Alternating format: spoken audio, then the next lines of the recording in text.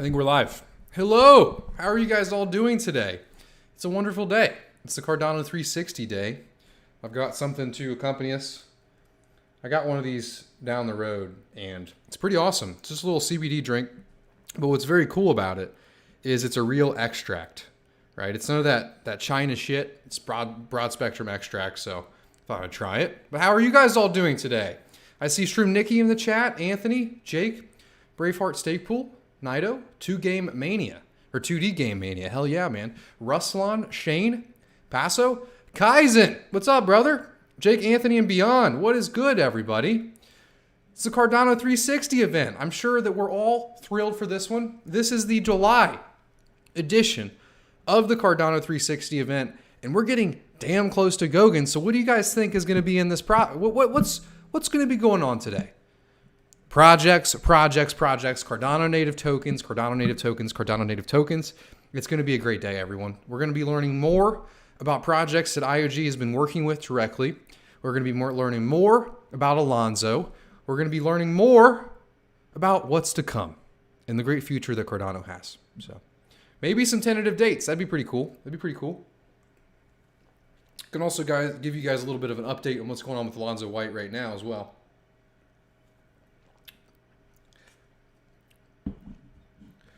What are you guys most excited for today? That's my first question for you. How's vacation, Anthony? So what's going on with Alonzo White right now? So we are currently still on the last exercise that I told you guys last time. I can pull it up again for us.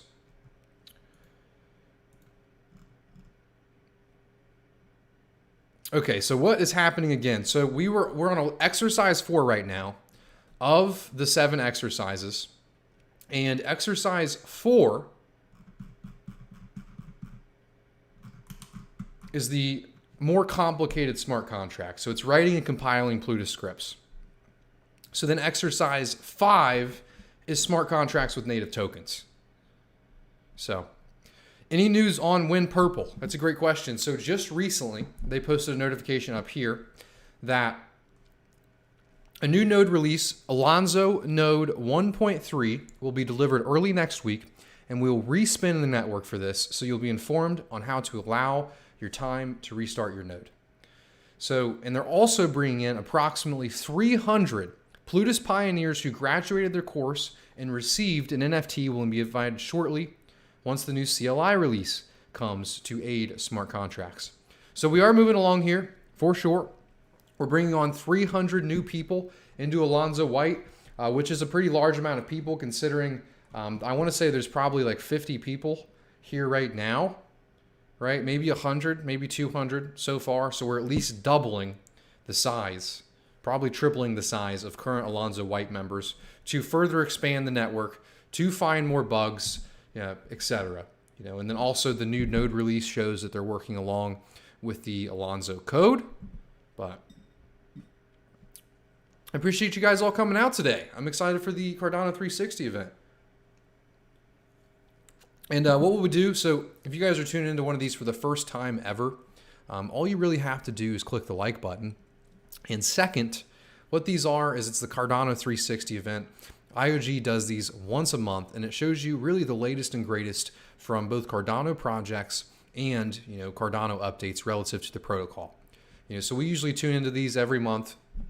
And what this event is in particular, my version of the watch party is, what I do is I come on here for an AMA. I answer you guys' questions first. We do a little bit of a hype session, and then once it goes live, I full screen that, and then we talk in chat. So if you guys have any questions during the event, just let me know in the chat, and we'll let you know. And I see Rebel Coder here. He says, Jack, are you here from your mama's basement? Got to be honest. We can't talk shit about people in their mama's basements because that's where Big Pay was started and founded, was in my mother's basement.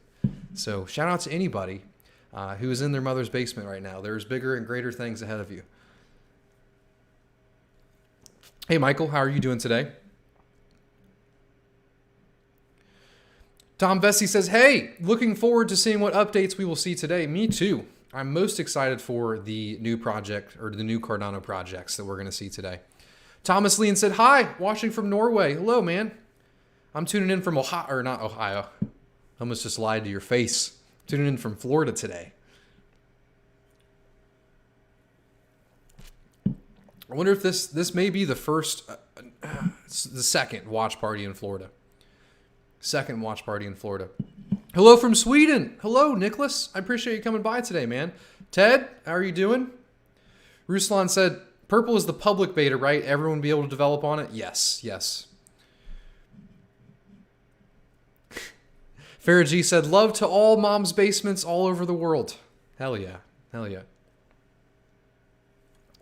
Braveheart Stakepool reminds us of what we all already know. Cardano is going for #1. You have a certain taste in shirts. Very nice. Thank you. Thank you. What is your technical background? Are you a developer? Great question. So, I am not a developer. I'm a baby dev, I'd call myself. I studied computer science and engineering for 2 years. Before that, I went to a community college for 2 years. I dropped out to do this full time. I do all of the Stakepool stuff, Linux stuff for Bloom, my company.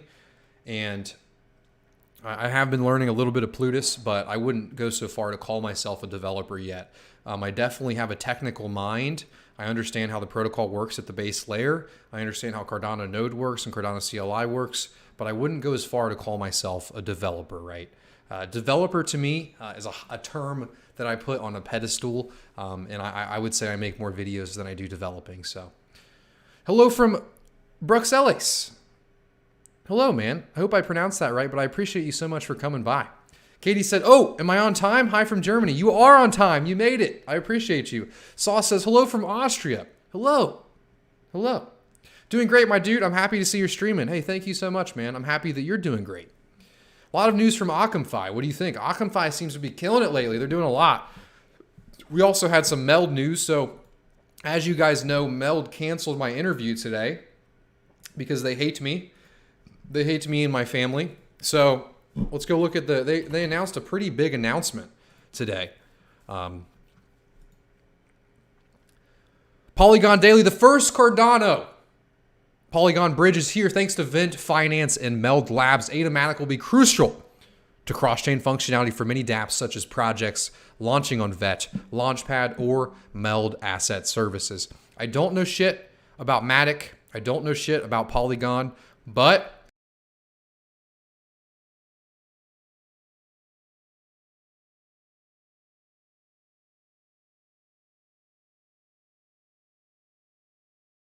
not happening. We're back. We're not going down for long. Make sure you click that like button to save the stream. You must click the like button to save the stream, ladies and gentlemen. That is the only way.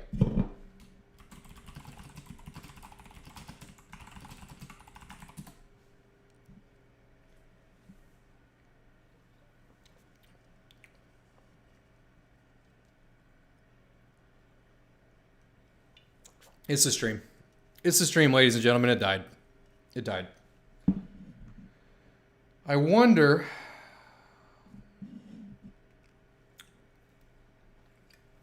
It could be because I streamed to Twitch at the same time, and nobody watches the Twitch stream anyway, so maybe I should just cut it off. But we lost half of our viewers already. God's dead. I'm just kidding. It doesn't matter. The OGs are still here.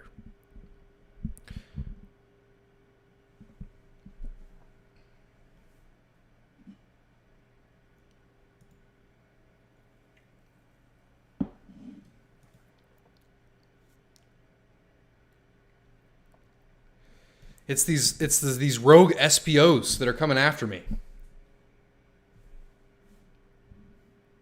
You guys gotta click the like button to save the stream. There's only 21 people here, 64 likes. These numbers are messed up.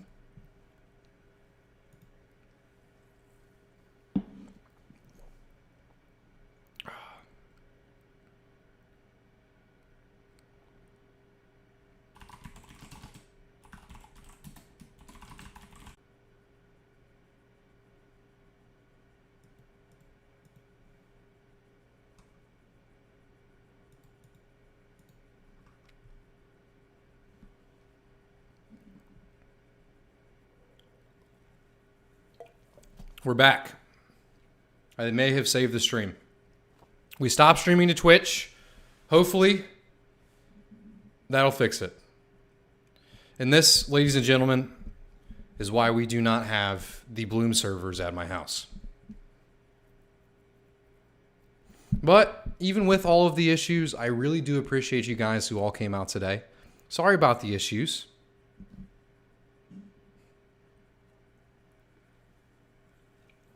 I'm back. Let's see if we had any questions before we went away. Sorry about that. It always kills the vibe. It always kills the flow. Bruxelles is French for Brussels. Hell yeah. Hello from the Bahamas. I'm on vacation from the States and had to catch your show. Hell yeah, man. I hope you're having fun in the Bahamas. It's not too far from me.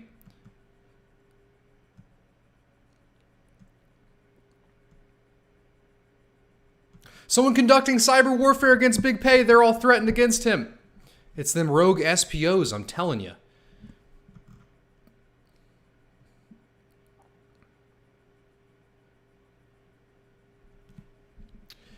I tabbed out because I saw Jack was streaming too. Why you two stream at the same time? Jack's trying to take the show, man. This arbitration, you know, I'm streaming someone else's stream. Jack is trying to steal my restream of another stream. This is bullshit.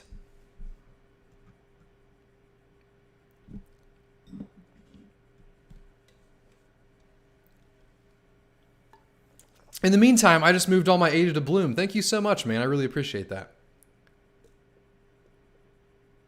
But let's get some good questions coming in. We got to hype up. We got to hype up before the AMA, or not the AMA, but the Cardano 360 starts. It is starting in 15 minutes. So make sure you guys get some good questions in here.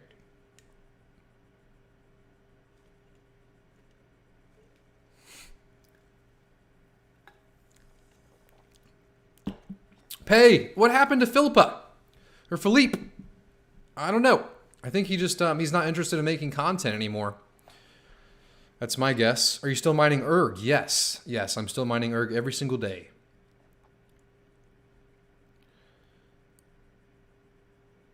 Jack is my hopium dealer. I have been withdrawing for some hopium lately, that's for sure. Hello, Peyton. I'm from New Mexico and I'm staking with Bloom. Hey, thank you so much, man. I appreciate that. I'm from Ohio. Don't yell, please. It's hard for my ears. I know this is why I need this. I need the pop filter. I'm sorry, man. I get a little excited sometimes. It's not just me either. I've been watching other YouTubers that do it too. It's kind of weird though. You ever get so in your head, talking to yourself, looking at a camera, that you yell? It's a weird life that I live. Hey, Pay, it's not working for me. I'll see you next time, bro. All you gotta do is refresh. You just have to refresh. We're getting excellent connection now.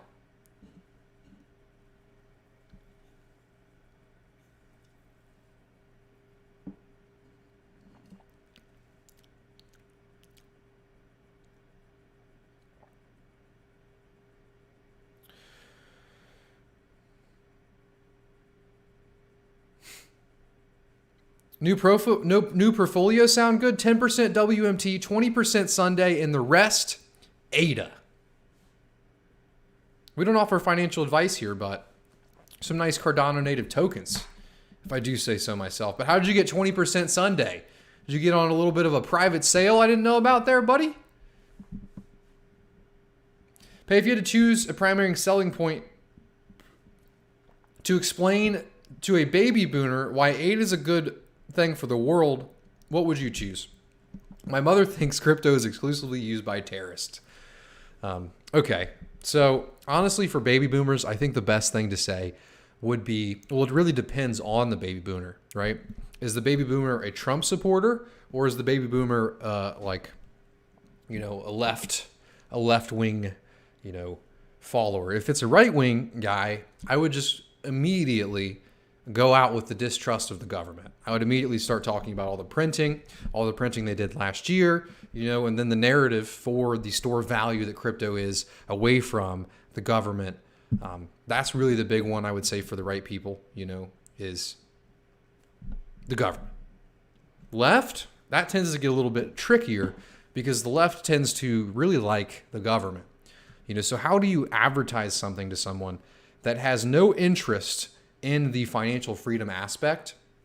I would say probably gambling. I'd be like, oh, you'll turn your money up. You get more money out. You earn money every 5 days. That's what I would say for the two different sides.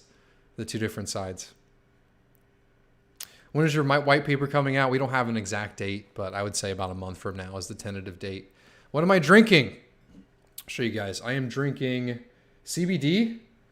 Let me get my face out of the way. There we go.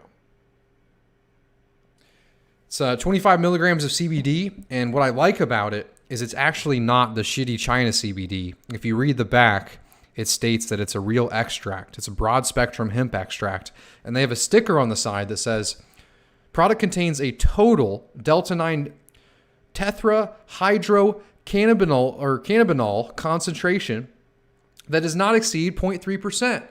So if it has a little bit of THC in it, then that means it was actually derived from the real hemp plant and not the shitty China CBD. So I thought we'd try it out today. It's pretty nice. I like it. I don't feel funny yet, but I'm sure I'll just get a nice little warm tummy. I can give you 2.5 gigabit optic fiber for some ADA. Hell yeah, man. I'm down. I live in a tree and I've got excellent connection. Hell yeah, better connection than me. I want WMT, damn it. Don't we all of the United States people, we want WMT. Connection 10 out of 10. I'm receiving Hawaiian tea in glorious HD. Hell yeah. Any prediction for the 360 announcements? Yeah, so I think we're going to get, here is my moonshot and here's your hopium for the day. After you click the like button, of course. It really does help the stream. Your comments, your questions help the stream. Also, you just staying here for the whole time does. Chatting together. But, big prediction. We're going to hear about a very new and very exciting project that is going to blow us away. We're going to be like, what? Charles has been talking to him for this long? That's what I'm thinking. I'm thinking that we're going to see a groundbreaking partnership today with a nice project that is going to be using Cardano's utility for great things. Conrad says, what is up, Pay? Excited for this 360. This one is going to be huge. That's how I'm feeling. I'm thinking it's in the air today, ladies and gentlemen. It's in the air today. It's coming. Goguen is planned to be here in September and at the latest October. So what do you think that we're going to get, on July 29th? It's only 2 months away. I think it's going to be a great 360. Ted says, right, this is my problem. She doesn't like money either. Well, I think you've already gone through all of the talking points here. Maybe NFTs. Maybe show them NFTs and maybe talk about how there's ways for artists to not have a middleman selling their artwork. That's maybe a good thing because that kind of translates into everything else as well. Well, if artists can produce NFTs in the blockchain and cut out the middleman, to take away money from the greedy capitalists, then I think that would be a good talking point,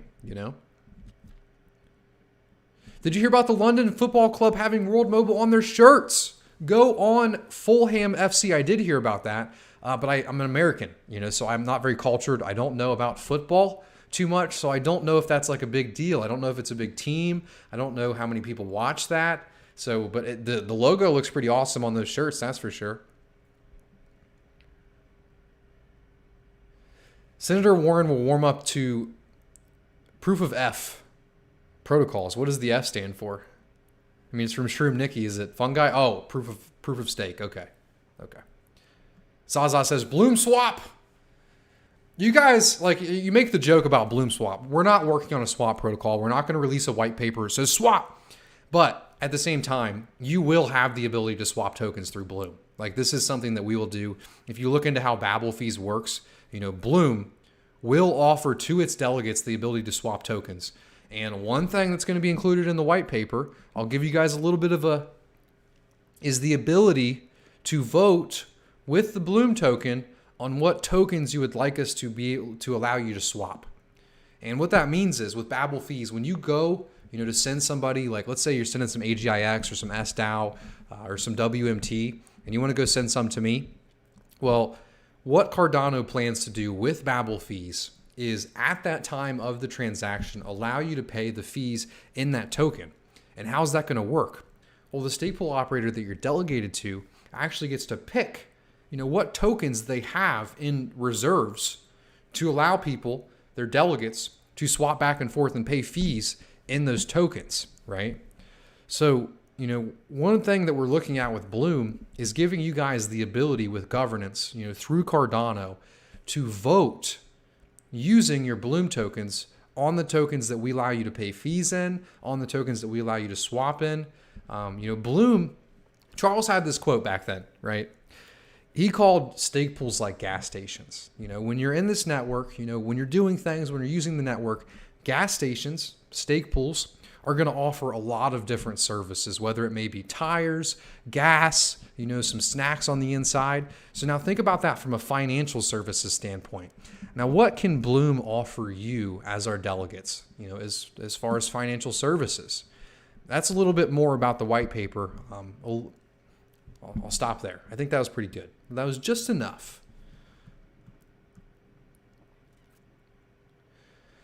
Pay and Charles collab ? We've already had a couple Charles collabs in the past. I definitely feel it in my tummy from this little CBD drink. It feels good. It's a nice little CBD. Rebel said, your last live stream was cut halfway and marked as private. Why? I honestly get very insecure when my live streaming messes up, like when my data comes in and out or something happens.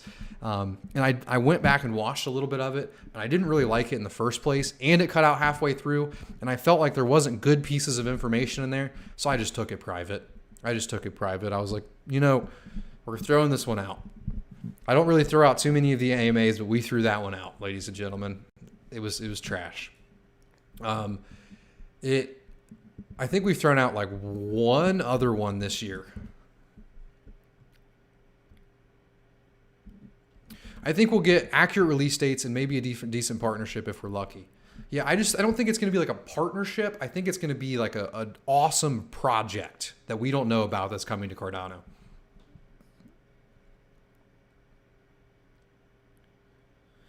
Trump says Bitcoin is likely a scam. Thanks, Trump. How was your experience so far as a Plutus pioneer? It's been good. Also being an Alonzo White, it's been a good experience too. IOG is really good at like putting these things together. They're good at helping people. They're good at responding to people. They haven't been so responsive on some of the Stakepool issues, but as far as Alonzo White, they hold office hours pretty often. I want to say a couple times a week, where anybody can go sit in there and ask questions, whether it be about Plutus or it be about stake pools. So I would say my experience has been good so far.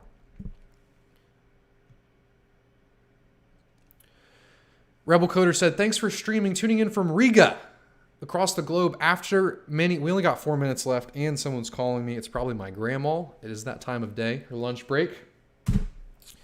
It was. Sorry, grandma. So are you planning a meld interview? So there was actually supposed to be a meld interview this morning. I had it scheduled for 9 a.m. Eastern Standard Time. I had a whole thing written out for them. I had like a couple pages. I read their white paper. I took some notes. I read through their site. I watched all their interviews. So as far as what I'm going to say about them, I'm going to keep it all in until we actually get the interview scheduled. But they declined. So they initially scheduled the interview. They were harping me. I finally scheduled it. And then earlier this week on Monday, they reached out to me and canceled. So it's unfortunate.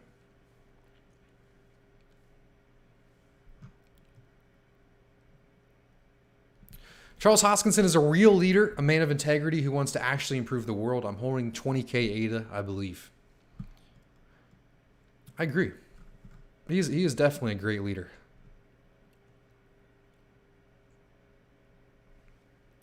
I've been delegating to Bloom. How do I receive my Bloom tokens? Wait, it said 12 a.m. yesterday? No, today's the 29th. You had me scared there for a second. So we got 2 minutes before the actual stream starts, and I'm going to put that full screen. But I'll answer a few more questions. Make sure you guys click that like button. I'd really appreciate it. There's 140 people here. What this is the Cardano 360 event. We full screen brand new news fresh from IOG, and we answer questions in chat. I really do hope you guys enjoy this today. And please click that like button. It does help out this stream.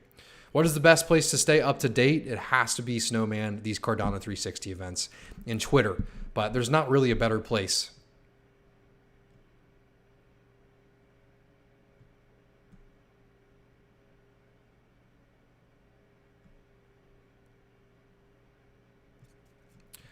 I got 1,000 ADA in donations? Really? I haven't checked that donation wallet in a long time. I never got any donations at all, so I just assumed there was nothing in there. What happened to the video for Monday? I already mentioned that. I did delete it.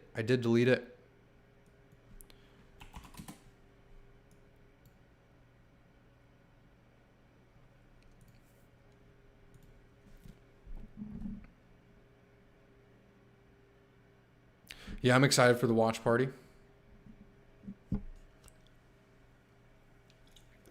Vaughn, you love me. I love you too, buddy. I appreciate that, man.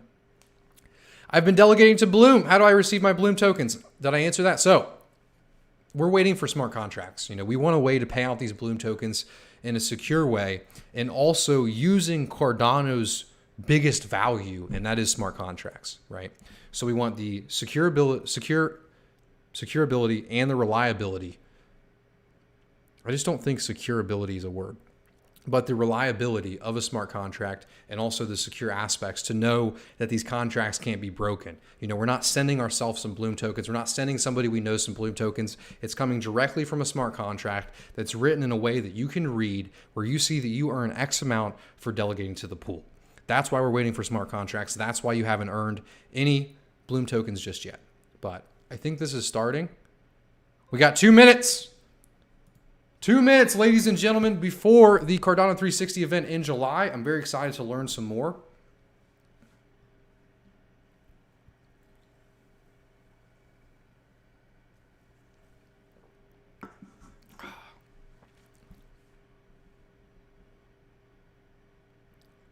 Meow said, man, it's we can't stop hackers from hacking YouTube channels, man. It's happening, OMG. Hell yeah.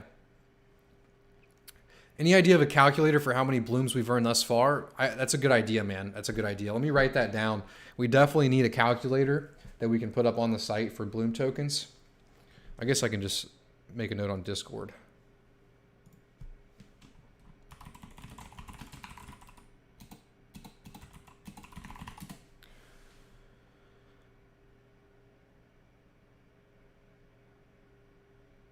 Are you live now? I am live, James. I am live. I always like the live checks. Are we live? 2 minutes. So we got 52 seconds.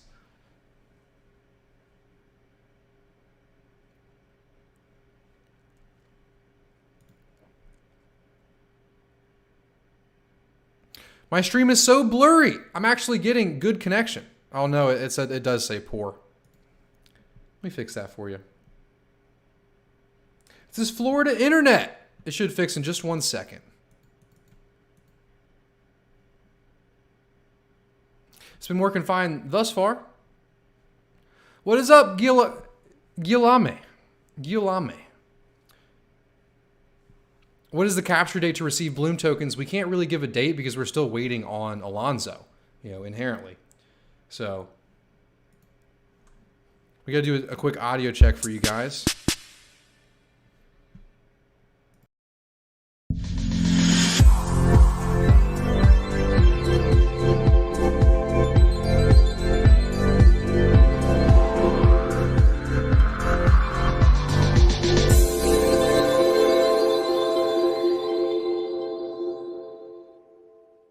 Hello and welcome to Cardano 360, your monthly tour of the expanding Cardano universe.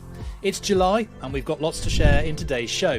We'll have partnership updates and an update from the Cardano Foundation, including news on their new developer portal.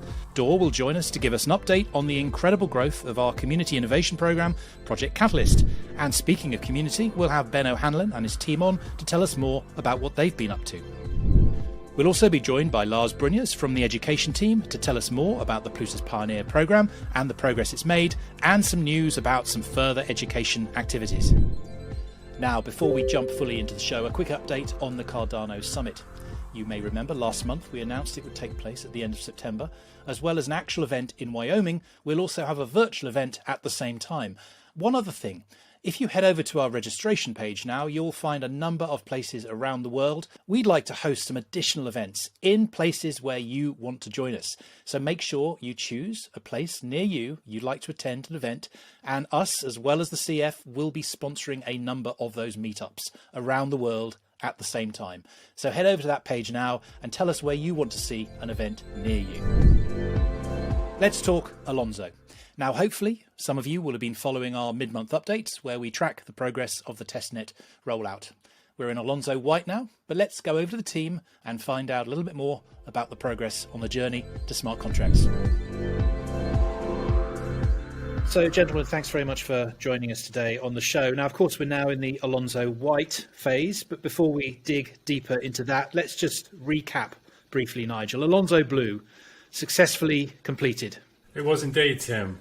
So we ended up doing 2 node releases in Blue in the end, and our community very much supported us in doing that. We discovered a lot, and they helped us fix things as well as we went through. So during the Blue phase, we found that we couldn't get Plutus transactions initially to go through, and that was because we had to make sure that the execution units that we set were actually predetermined, and then we had to figure out a way to make sure that our community members understood that. Secondly, we found out that the Plutus transactions were larger, so we actually had to change one of the parameters within the Genesis file to make sure that they went through. So this is the kind of thing that happens on a testnet. Things don't work, you're not quite sure why, and then you need to figure them out, and then you end up with a better architecture as a result. So, Dimitris, let's move on to White now then, because that's where we are in the program. Perhaps you can tell us exactly what's happened in the last couple of weeks since the mid-month update.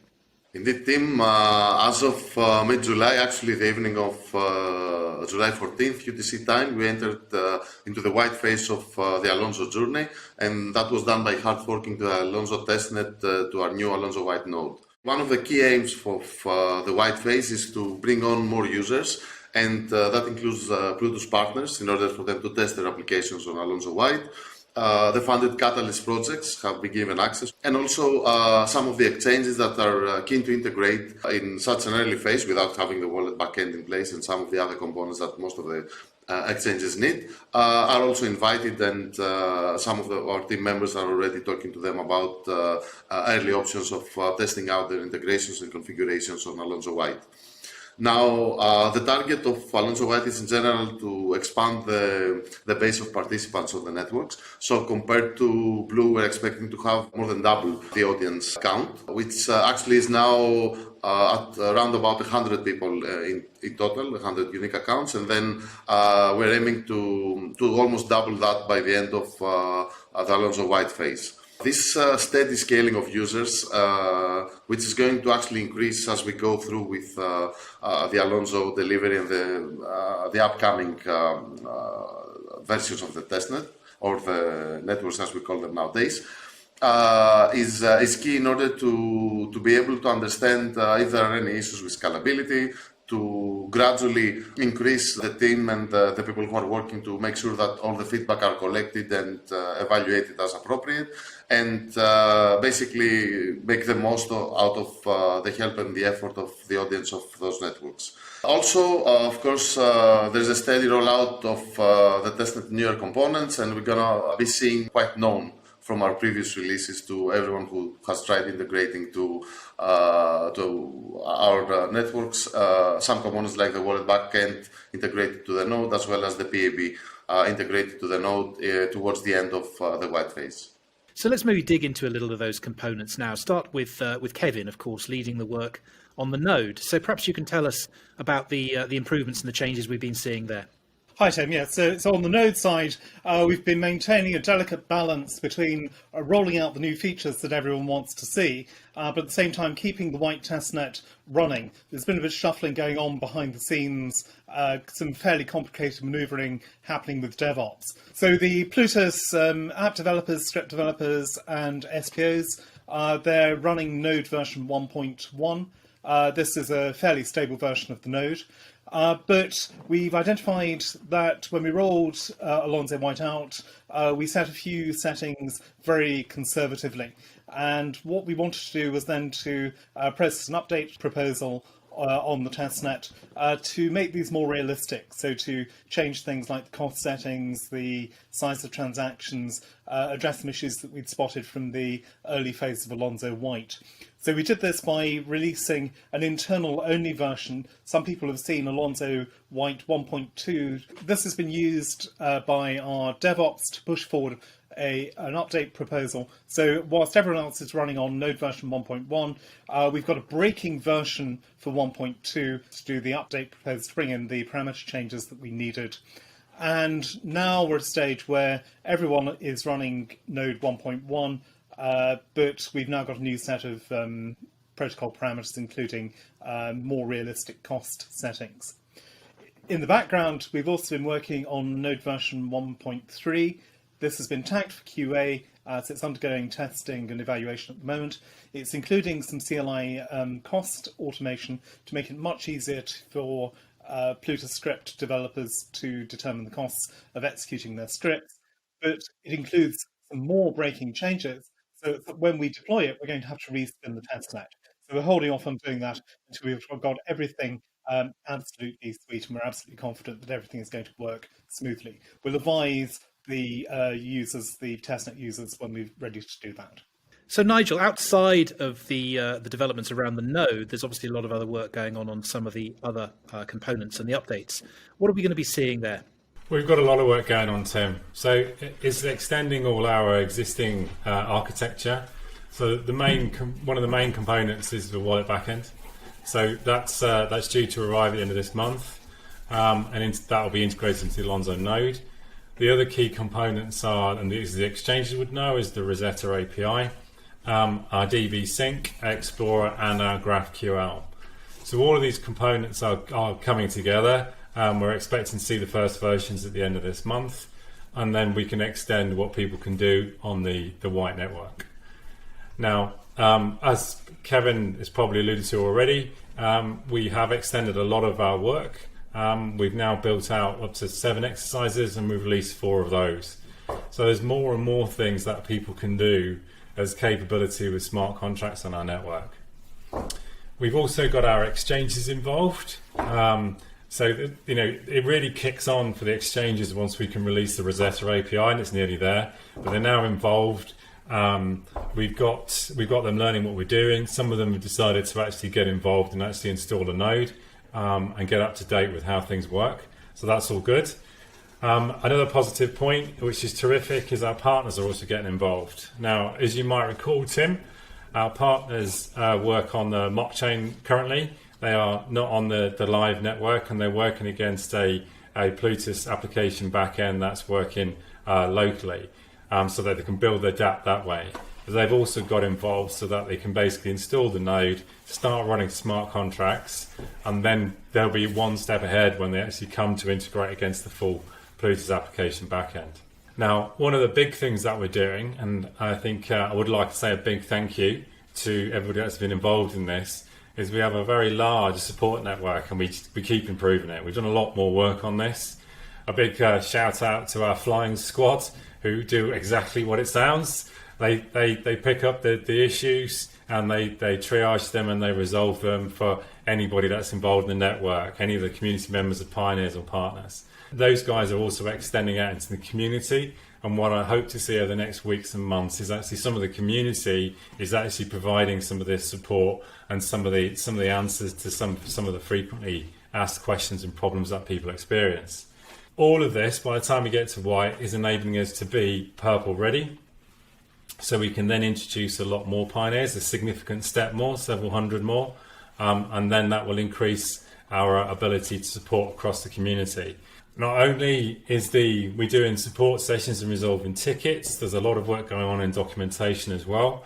What's also great about the documentation is we might draft it, but actually our community members help to edit it and improve it because of what they experience. And they're the best people to be able to see gaps in our existing documentation.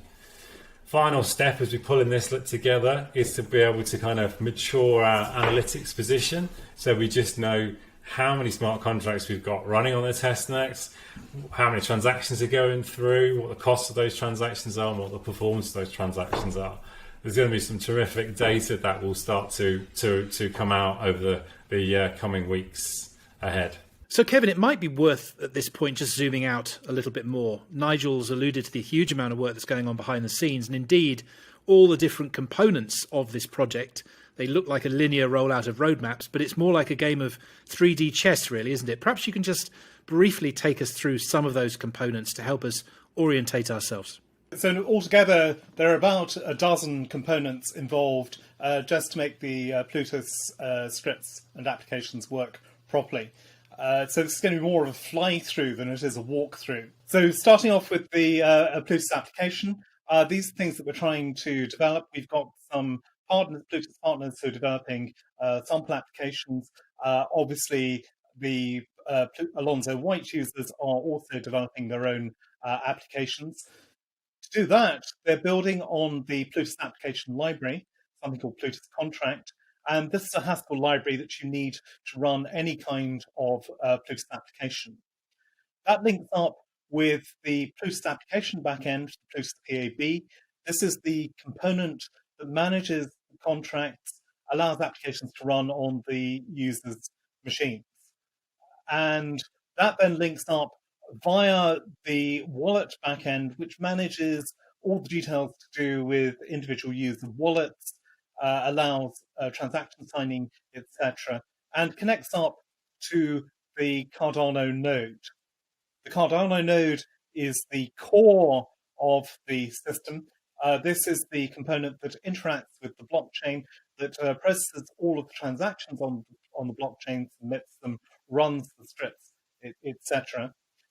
And it does this by interfacing to the Cardano ledger. The ledger implements a set of rules, a set of formally proven rules that govern how actions take place on the blockchain, ensure consistency, make sure that no ADA or any other token is ever lost, etc., etc. It's a very complicated set of rules implemented by a set of very, very cautious guys poring over formal proofs, handwritten proofs, hedgehog and quick check tests, just to make sure that everything is working absolutely perfectly, because you can't have an error in the blockchain. And same goes, of course, or doubly so, when we have Plutus scripts. We have to worry about what the scripts are doing. We have to make sure that they're not going to negatively impact any aspect of the blockchain. We're not going to lose any ADA, etc., etc. And we've got whole sets of very complex proofs to show that. So the Cardano ledger interfaces to Plutus via the ledger interface. That then interfaces to the scripts themselves, which are written using Plutus core. And the Plutus core comes from the Plutus transaction compiler. What happens is you write a script using the Plutus library. This is compiled from Haskell using template Haskell into the Plutus core form. That's what actually gets executed on chain. And the final component in all this is the Plutus interface to the ledger, which links up the Plutus application backend, the Plutus transaction compiler, and the Plutus ledger, and makes everything just all fit together. So it's the glue holding everything together, Tim. So hopefully that was a comprehensible run through of the components that we've got at the moment. Absolutely, Kevin. Thank you very much for that. So Nigel, once we're done with white, we're into purple. Perhaps you can tell us a little bit more about that phase. Sure, no problem, Tim. So the purple phase we're going to split into two, because it really is a question of whether you have the PAB or you don't. So to start off with, the start of the phase will be light purple, where we don't have the fully integrated PAB available, but we do have all the other components. Now this does enable smart contracts to run, and we will have certain pioneers and some partners running some more simpler smart contract applications. And then as we move into the second phase, which we'll call dark purple, we'll have the PAB integrated, and at that point we'll be able to see a lot more richer applications and increased in the smart contract functionality. One major thing to point out with the purple phase is this is a step change in the increase in the amount of community. So we'll increase it by several hundred at the beginning of the phase, and there'll be well over 1,000 by the time we finish the purple phase. So you'll be able to see a much higher increase in community interactivity. So, sounds good, Nigel. In summary, on track, but still lots to do. Definitely, Tim. We remain on track, but there's some significant challenges ahead. Most notably, we've got a PAB, we've got a way of completing smart contracts, architecture and functionality, but lots of these things have never been done before. So I fully expect that we will have bumps in the road in the coming weeks and months, but I also fully expect that our team is more than capable of solving them. Nigel, Kevin, Dimitris, thank you very much for the update. And remember, we'll have another mid-month update for you, middle of August, to bring you the very latest on the Alonzo rollout. So education has always been at the heart of IOHK's mission and, of course, at the centre of Cardano's vision. Lars Brunjes, our education director, has been leading the incredibly successful Plutus Pioneers course over the summer, so we decided to send Mackie to talk to him and find out what else is going on. Many of you won't need this introduction, as he is a very familiar face in the Cardano community and currently the man running the Plutus Pioneer program. But here with me today is Lars, IOHK's Director of Education. So Lars, education has always been at the core of IOHK's philosophy, but for those who may be new to our audience, can you maybe share the type of initiatives your department has held? Sure. Thank you for having me, Maki. As Director of Education, I'm responsible for internal and external education, so I also run some programs for our engineers, for example. But of course, the most exciting things are what we do for the community. And there, the flagship, so to speak, of our department used to be these very extended, very intense, full-time 2-month Haskell courses. So we started with one in Athens, I believe in 2017, then Barbados 2018. Then the highlight until now, for me personally at least, was 2019 Ethiopia, where we ran a class exclusively women. I believe it was the International Year of Women or something. So but that was very nice and very successful. So there were 22 or so Ethiopian women and 4 Ugandan women that did this Haskell course, which, as I said, is very intense. It's full-time, 12 weeks, 5 days a week, very hard. So a lot of the students afterwards said it's the toughest course they ever did, but I think it's very rewarding. And then last year we wanted to run one in Mongolia, but due to the pandemic, travel was not possible. So we did that virtually, which was also, of course, new challenges and opportunities. So, for example, we recorded that one and also now make the lectures available publicly. So that's a plus. Of course, I would have preferred to go there in person because it's always nicer to look people in the eye and immediately see their reaction and so on. And beginning of next year, we plan to do the same thing again, but in person, hopefully in Ghana and at a much bigger scale with 50 students, something like that.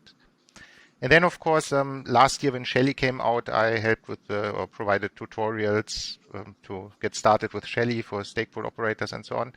And now, of course, the big exciting thing is that Plutus is almost with us, and I'm running this Plutus Pioneer course. So just started with the second iteration and just finished the first one, and that's very exciting and reaches many more students than I do with my Haskell courses. We had thousands. Okay, so yeah, I've heard really good things about the Plutus Pioneer program. How is that actually all going? Oh yeah, was a very exciting experience. And also a bit scary because Plutus is still rapidly developing, so it wasn't easy for me to do this because the second week the lectures of the first week were already slightly outdated. But I mean, actually, it was an overwhelming success. So I think we had something like 1,500 students enrolled in the program, and we offered weekly lectures. So I recorded lectures and then made them available, also publicly available. So you didn't have to be enrolled in our program to actually watch the lectures. And there, some of the lectures had more than 15,000 views, I believe, on YouTube. And but for the enrolled students, we have this Discord server, so people can help each other. It's obviously impossible with such a large number of students to answer individual questions. I mean, every individual question. But we were very impressed how helpful the students were also amongst each other. So there were great initiatives, and we saw all sorts of contributions like wikis popping up and companion videos to my video lectures where my lectures were explained, and or transcriptions where people turned my lectures into websites. And as I said, they helped people with setup and answering questions. And so it was really great, especially the spirit. And as I said, I was a bit worried in the beginning because Plutus is somewhat raw around the edges still, but somehow this pioneer spirit, I mean, we had this feeling we are all in this together and we know it's not easy. And so that was really great. So I'm very impressed with the result and with the participation and all the contributions we got. And the students, some of them, I mean, were so enthusiastic that they're eager to help now also with the second iteration by moderating Discord channels or answering questions and so on. So it was really a great success, and I'm very pleased with that.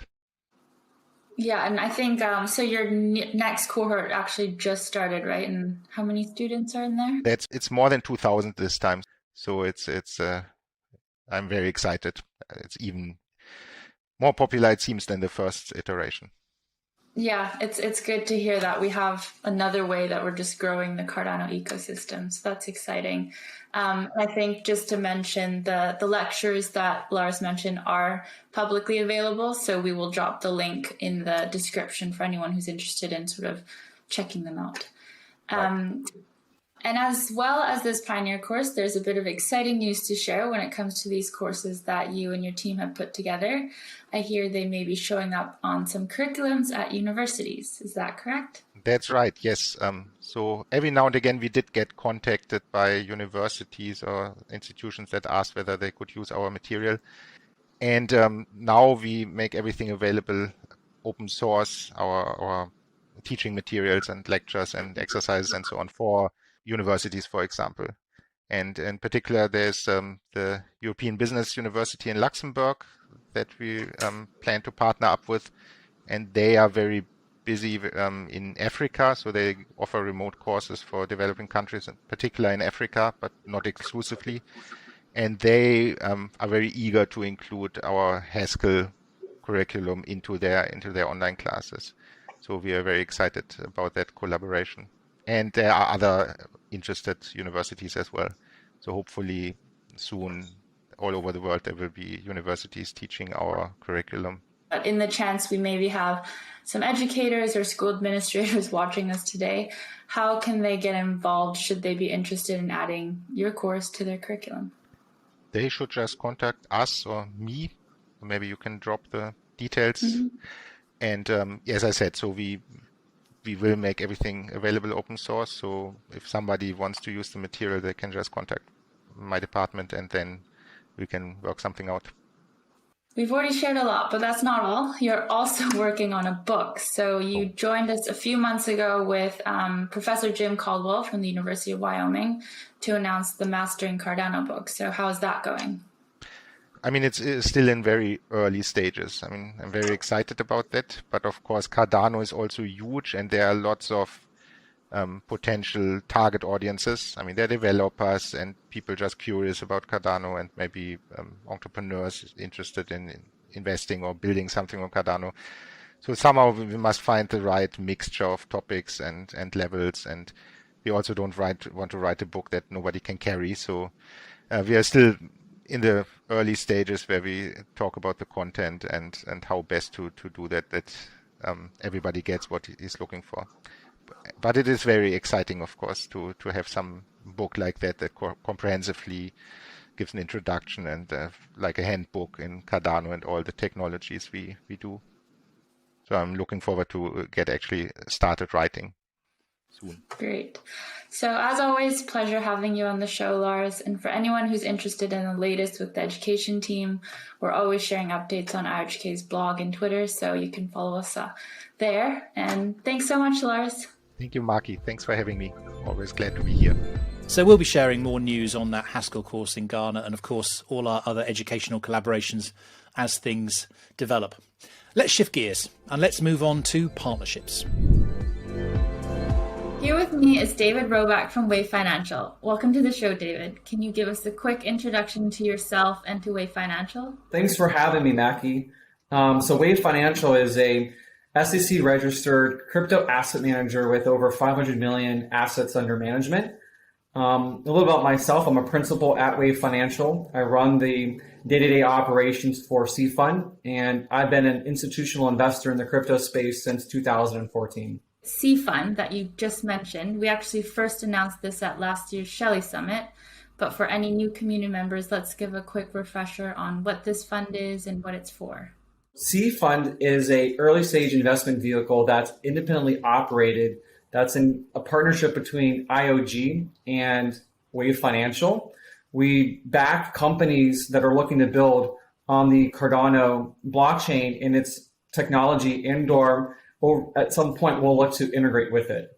So nothing's off the table. Nice. Let's talk about some of the projects that the C-Fund has invested in, if you can. Can you share a little on any of these projects today? Right now we're looking a lot at DeFi and the NFT space. But on the DeFi front, we have invested into two companies. One is called Occam, and I think a lot of your community members might know of it. It's a launch pad that helps promising projects that are looking to build on Cardano launch on it. The other one is called BlockSwap, and it's a DeFi protocol that lets a individual who has staked an asset, so a fully staked asset, and get a second yield on top of that asset without creating a synthetic. And what's really interesting is that if you had, for example, fully staked ADA, you could get an additional 7 to 8% APY, if my memory serves me correct, just staking your fully staked ADA with BlockSwap through their staking house that they have launched. That does sound like some exciting projects. And this was pretty short and sweet, but we're going to close it off. But before we say goodbye, if there are any businesses watching Cardano 360 today who might want to be considered for funding, what should they do? The best way to get a hold of me is just email venture@wavegp.com. That's a generic email that we have. I'll get it, my team as well. I'm always available via Twitter. So my handle is David M. Roebuck. So DM me there or add me on LinkedIn. We'll drop the email address and David's info into the video description below for anyone who wants to get in touch with David or Wave Financial. But yeah, thanks again, David, for joining us. Good luck with the C-Fund, and we can't wait to see what comes out of it. Thanks for having me on the show. So let's head over now to our friends at the Cardano Foundation with their monthly update, including news on the new Cardano developer portal. Today we welcome back the Cardano Foundation to 360, and we are met with a new face and a face that is changing roles in the organization. So let's do a couple introductions. Tommy, you've been working with the CF before. What's your new role, and what are you up to? Hey, thanks, Eric, for having me. My name is Tommy. I'm based in Germany.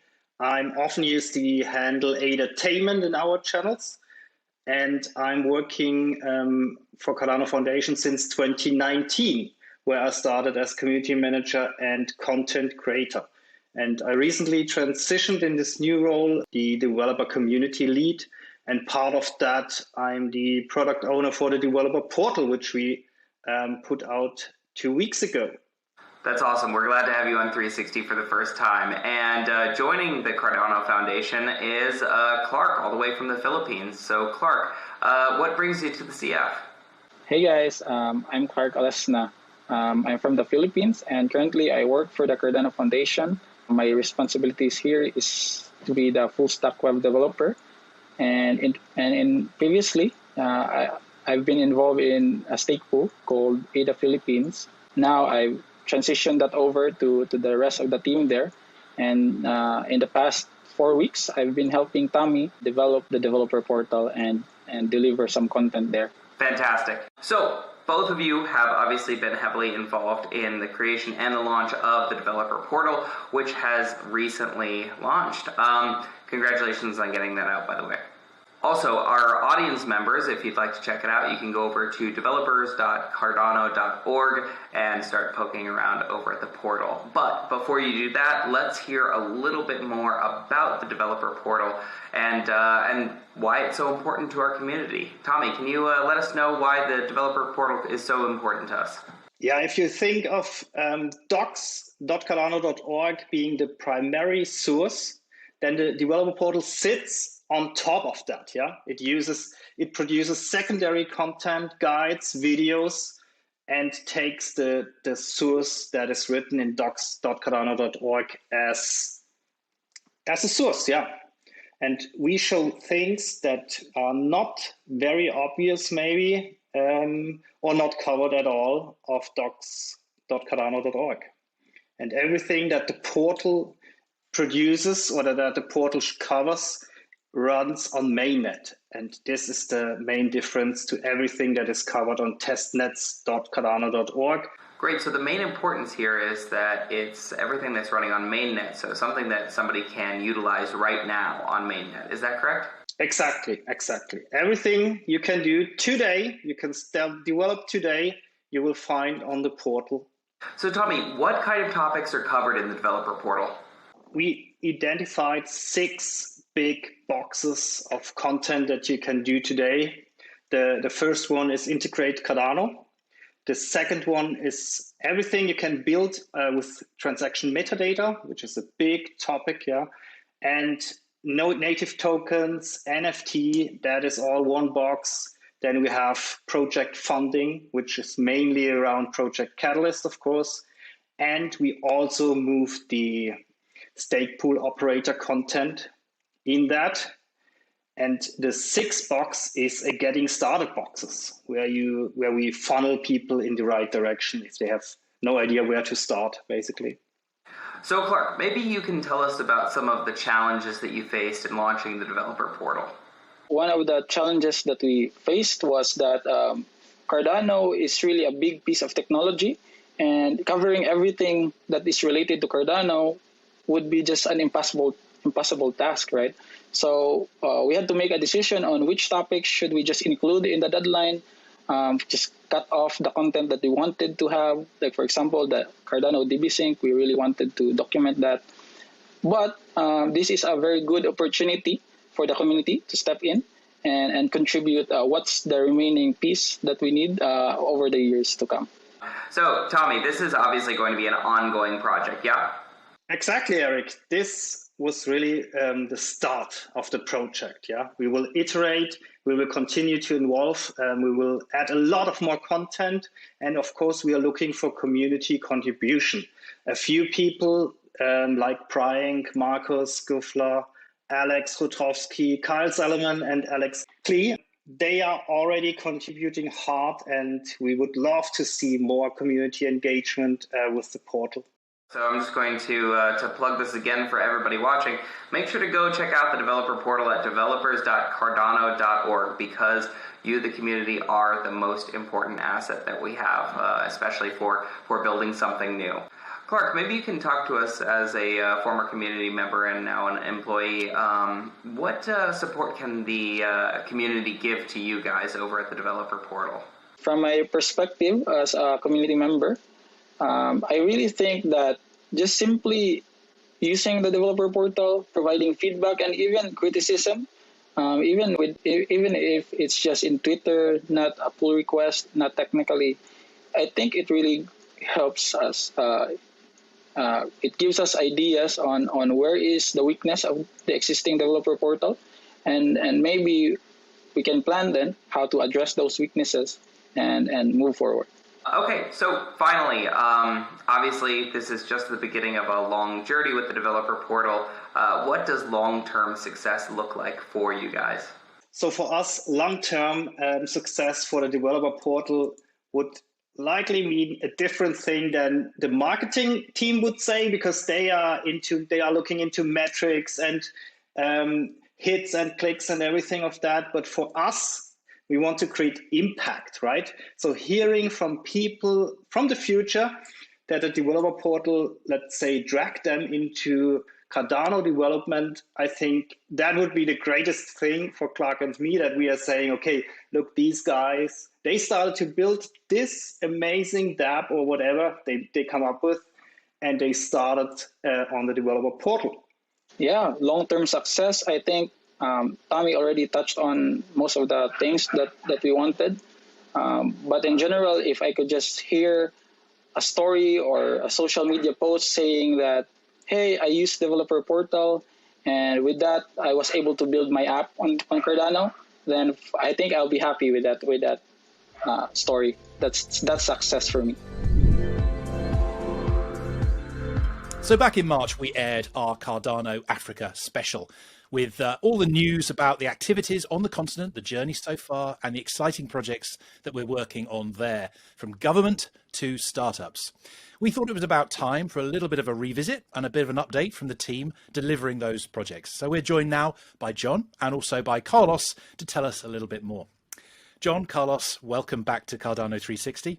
So John, perhaps for those people who perhaps aren't quite up to date with the news, a little bit of a recap on the Ministry of Education deal we announced with Ethiopia in March. Thank you very much, Tim, for having us on the show today. So absolutely, back when we did our big Africa special announcement, the linchpin of the segment was this deal in Ethiopia to integrate our digital identity product as input-output called Prism with a national identity system built bespoke for the Ethiopian government to deliver 5 million digital identities across the high school education system there. The point of this system was to enable the ministry for the first time to be able to track educational performance and attainment across all regions of the country and to be able to do early intervention to maximize the efficiency of the ministry resources. From the students' perspective, the idea is that as they move through their education system, move into the university system, have their university digitally issued also on the platform, they have a verifiable history of everything that they've ever achieved. And this is important because they can then give that to an employer in order to encourage the employer to be more likely to hire them. Fake credentials, fake degrees, fake educational credentials is a massive challenge across the continent. So from the students' perspective as well, it allows them to get the benefit of their hard work. This was the project and the deal that we signed. We believe it was the largest by user-based blockchain deployment actually done, definitely within a single deal, and represented the first nation-state stamp of Cardano technology and of input-output work. And of course, John, a lot of work went into that deal beforehand. And Carlos, it's been a few months since we announced it. So perhaps you can give us a little bit of an update on where we are with the project. How's it all going? Thank you, team. Yeah, so since we signed the deal, we have been working diligently with the Minister of Education, not just to identify the first schools that will adopt the system, but also to start crafting all the necessary components that they require based on their processes. To be in this system. As you all know, any blockchain deployment is not just giving people wallets and giving people access to blockchain. It involves a great deal of processes and capabilities that have to be very localized for that to be successful. So, we have been working on things like the regionalization of the capabilities of education. Ethiopia is organized in a very specific way. Regions, waredas, and so on and so forth. And the schools are also organized utilizing that administrative layout. So we have been working with all those parties to start not only understanding, but deploying and testing and demoing the capabilities that we have on top of the Cardano blockchain. And the intention is that at the end of this by the end of this year, we'll have the first set of schools, we'll phase out the approach. And we will have the first set of schools and all these students within those schools onboarding into the system.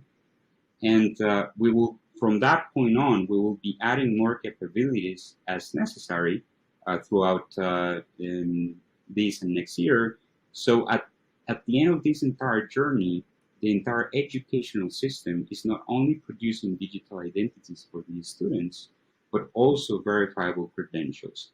At the stage that we are right now is that we allow the educational system to be onboarded, to add users, to add schools, to add regions, to structure themselves. And we are working through the other capabilities necessary for the verifiable credentials, the mid-year grades, grading reports, and so on and so forth, according to what is established in Ethiopia that those reports should have, and so on and so forth.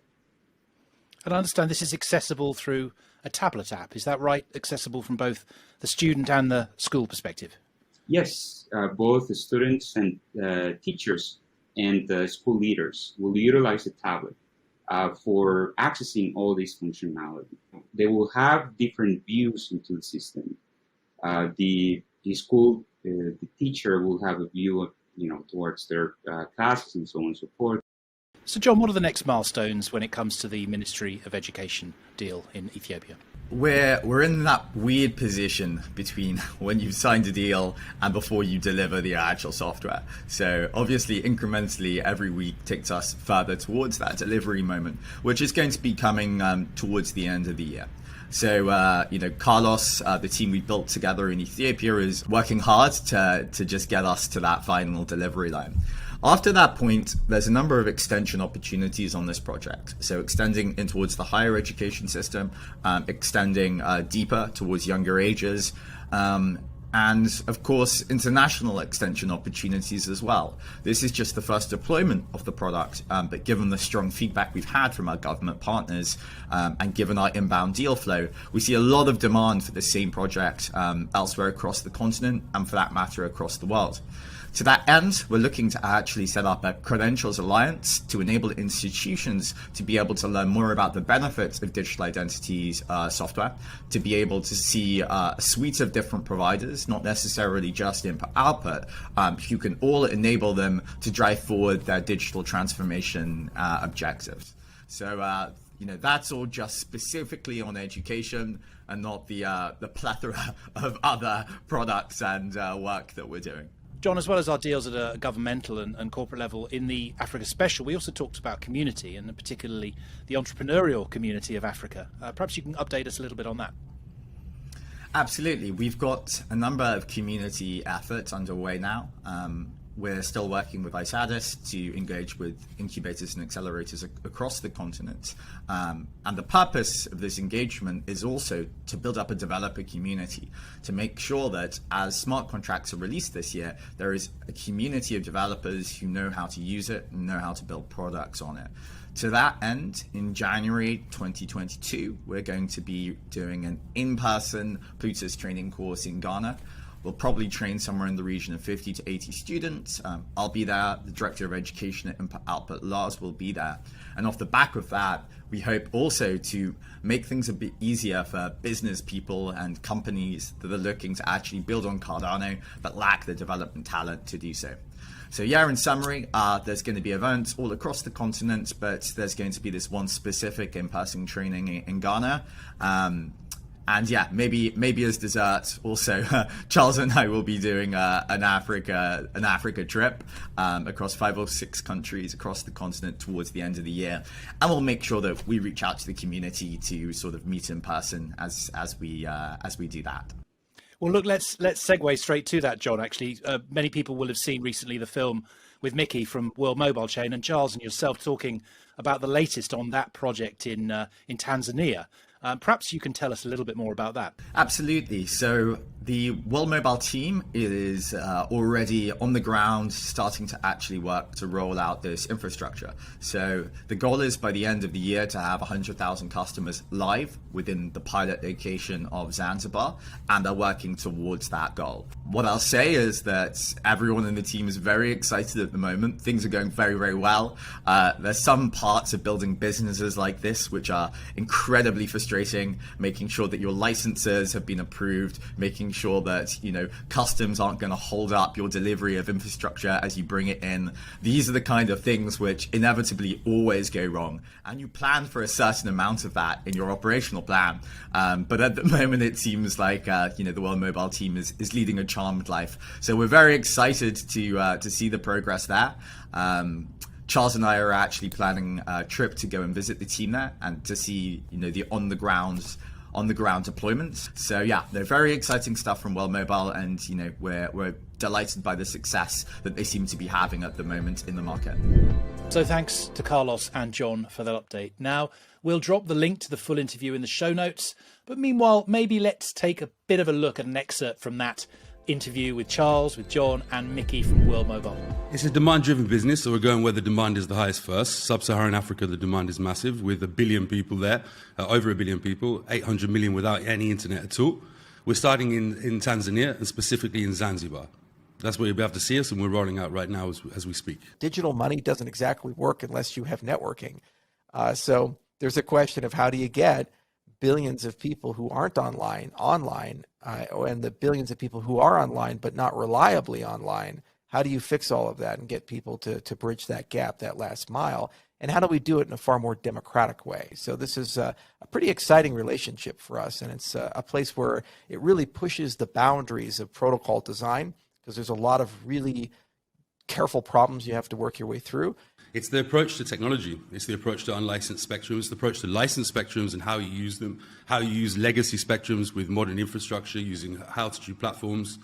But ultimately, the difference is the sharing economy, right? It's sharing that responsibility, and it's sharing $1 trillion revenue. It's sharing that with the people on the ground so that they maintain that infrastructure and actually are incentivized to build connectivity.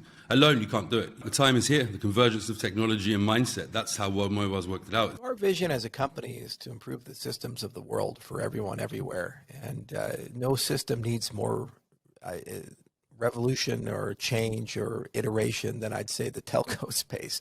It's very ossified and broken, and it hasn't really delivered a ubiquitous experience where no matter where I go, I have connectivity. You know, internet is so much more than just a utility. It's a human condition. It allows us to talk to each other, connect to each other, share ideas with each other. And it's the single biggest driver of change, usually throughout the world. It spreads freedom. It spreads financial freedom, economic identity. It gives you the ability to do business with people you've never met and never would have met if not for the existence of the internet. So this is a very fundamental human thing. So as we head ever closer to smart contracts on Cardano, the technical community has never been more important. So we've expanded the community team over the last few months. We went over to Ben to introduce some of the new faces and to tell us a little bit more about what they've been up to. Hey everyone, I'm here to talk about the best job I've ever had, building a team to mobilize and serve our communities. We're providing structure, giving people purpose and permission where it's needed, and I want to introduce some of the team we've hired to help support the community. But first, I want to give you a recap, reflection on the past 6 months, maybe 7 months. Back in October, we've engaged the Stakepool operator community. December, we started working with developers and building that community out and giving early access. And then in April, we began a learning community with the Plutus Pioneers and Lars. And so we've been really, really busy. Key highlights and growth would be we've engaged over 11,000 developers so far. We've got about 1,100 Stakepool operators who can communicate with us and we can communicate with them. And for Plutus Pioneers, we onboarded 1,500 in the first cohort, and the second cohort we were onboarding 2,900. So it's been a real ride, really enjoyable, and I'm really pleased to introduce two of my team members. First up, I want to introduce you to Lena. Lena, can you give us an introduction and tell us a bit about how you're involved in supporting the space and the ecosystem? Yeah, so I'm Lena. I've been involved in the sort of Cardano community for quite some time now. Always on my radar, but then I became more heavily involved sort of during lockdown, which was kind of the silver lining to being locked in, was that I had so much time to kind of bury myself in the community and get to know so many people in the community.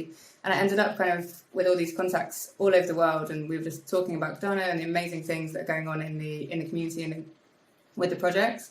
And it was a bit of a rabbit hole, I guess. And now I've fallen deeper, and I've joined IOHK, and it's just like complete. I mean, if you looking back on the last year to here, it's brilliant to be able to join and bring that community insight I have, as well as being an SPO and bringing that on board.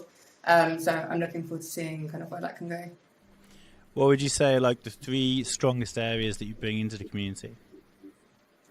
Positivity and openness, I think. Having real connections with the community, all across those different areas. So as I mentioned, as I'm an SPO myself, I have experience in those communities, and I've met and spoke with and helped and been helped by other SPOs. So I think that I can bring that personal experience into the role and empathy into the role. Yeah.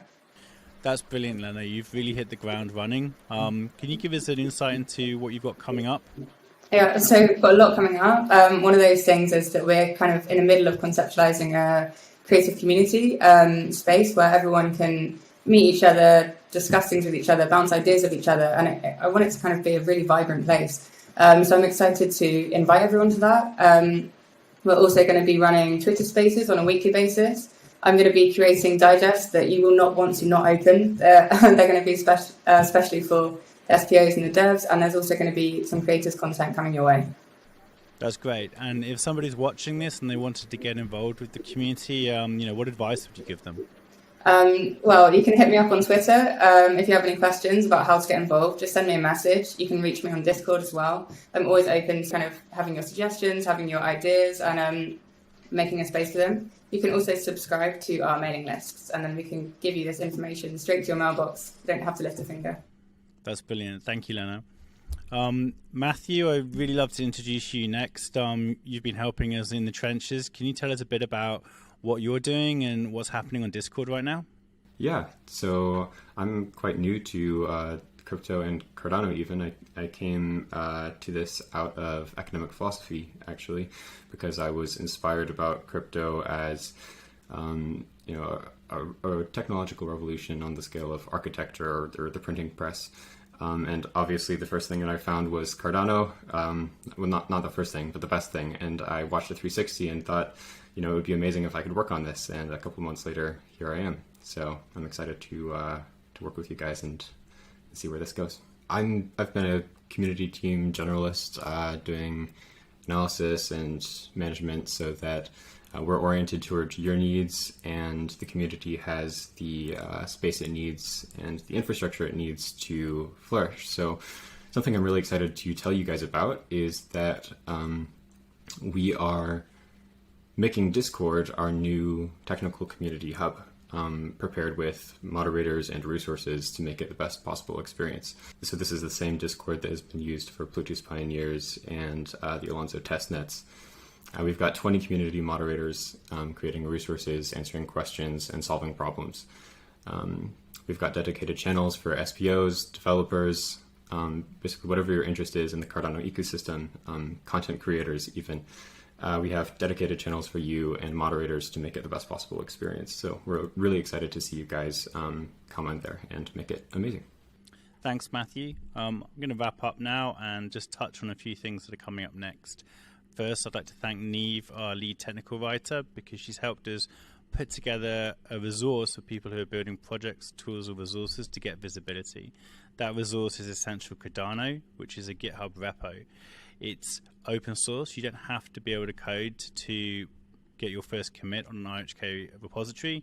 All you need to do is be able to guide or signpost people to a valuable resource, project, or tool that they should be aware of. And in this way, we'll be able to build a map of the territory for people that are yet to enter the ecosystem. Also, I'd like to shout out Cardano Stack Exchange and Tommy from Cardano Foundation for helping to get that put together. That is a great place to ask technical questions and get good technical answers. And what's coming up next is we're going to be opening the Discord. So if you're a Stakepool operator or a developer or you're on those digests, you'll have a link. Please come and join us. I'm really excited about IO's global community coming together in Discord. Today we're welcoming back Dor Garbosh, the man who is leading the way towards on-chain governance with Project Catalyst. Welcome back to 360, Dor. And what updates do you have for us about Project Catalyst since last we talked? Man, things just continue to grow at an exponential rate. I'm proud to say that for Fund 5, we increased the number of unique wallets registered to vote by about 30% from Fund 4. And now we have more than 5,500 unique wallets that have registered to vote, and a total of about 3.2 billion ADA total voting power. So, it's like almost 10% of the entire economy is participating in our democratic process, and that's incredible. Our innovation community also continued to grow. And I think last time I was here, we were celebrating something like 20,000 users in IDScale, our innovation platform. Now I'm proud to say that we have 30,000 users in our innovation platform. So lots, so we're like tens of thousands of people that are actively participating in creating the future of Cardano, from generating proposals to advising, reviewing, and advising the proposals, from giving proposals feedback to participating in our town halls and community discussions, to referring new people to the system. So like incredible work all around. And, we just see like every day more and more interesting activities and initiatives that get launched to make our government system, work even better and improve. Right now, we're a few days before voting ends for Fund 5. There are some incredible proposals on the ballot, and I really encourage all of you, if you're one of those, almost 33,000 people that registered, you haven't casted your vote, and now is the time to go to the voting app and have your say, right? Which project you wish to get funded and start to get executed on. One of the things that were done basically to improve the visibility between the proposers and the voters, and in getting more interactions and just making it plain more fun, was a bottom-up effort started by the community called ID Fest, which was a live event, had almost 50 proposals pitching their proposal live with a crowd, like an audience, asking them questions and having conversations with them after the presentation. And so this was a really fun event, and there's like a bunch of videos that were made, like there's the full 14 hours of raw footage, from all those proposals. So people who really want to get deep. There's also been some edited versions of the video that by this point should be already released and viewable. So I encourage everybody, whether you've been engaged in voting for Fund 5 or you're planning to get started in Fund 6, to check them out and learn a bit more what's going on. What's the next wave of innovation that's coming to Cardano and is in your power to decide its future. We've recently added a leadership layer to Project Catalyst. Can you tell us a little bit about what the Catalyst Circle is and how it will function?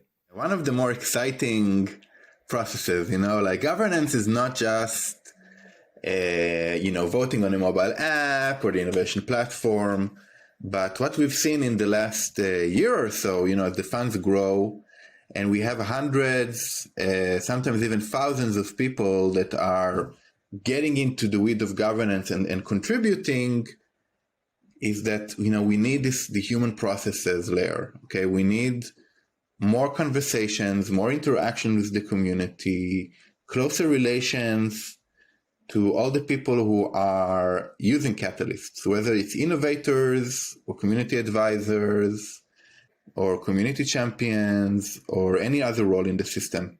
To do this, we created a group, like a council of representatives. We call it the Catalyst Circle because we sit in a virtual circle every 2 weeks, and we bring insights, each from its own community. So there's currently 7 different members.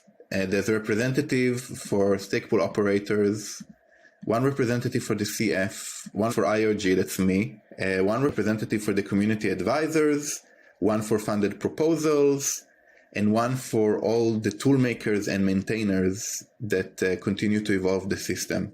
Last and most important, there's a representative for general voters. Okay, so just someone representing the general ADA holder that's like maybe not so involved in Catalyst and just wants like a better voting experience. So all of us, we sit together, and at home, we go to our communities and we ask them, okay, what burning problems, what high priority issues are you sensing?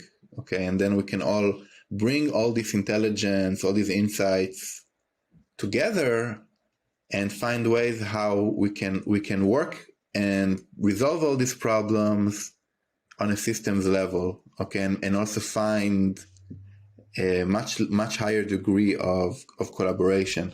Okay, so this circle is a pilot. It's only existing for 3 months, and then we will start a new evolved version of Catalyst Circle version 2. But so far it's been a lot of fun. The recordings of these conversations are all accessible. We're also maintaining a backlog, so all these problems we identified and their status, if they're being handled or not, if they've been properly defined or not. So it's all being tracked in a backlog that is also going to be completely accessible for everybody in the community to see and comment on. So I think it's a really important step. It might take a while before we see all the benefits. It's so because there's a lot of alignment to do, and all these new leaders need to get onboarded and get into the weeds, and we need to learn how we work together best.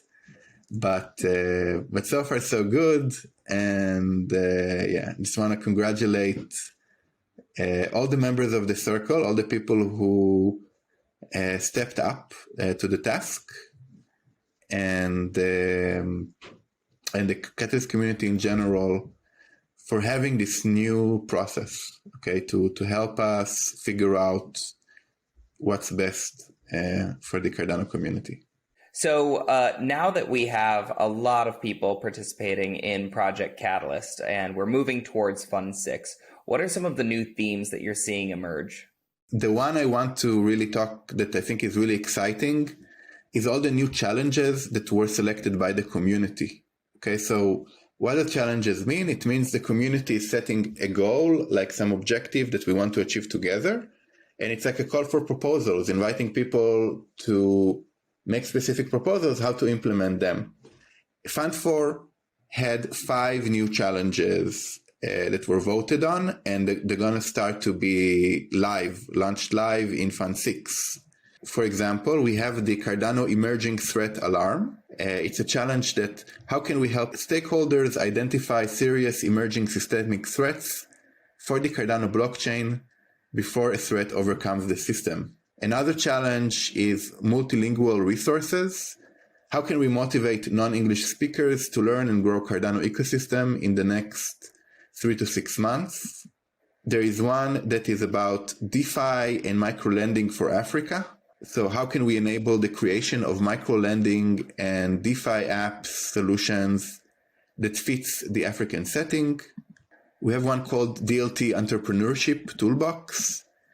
How can early stage entrepreneurs develop their skills to execute and communicate great ideas so voters and stakeholders can value the project?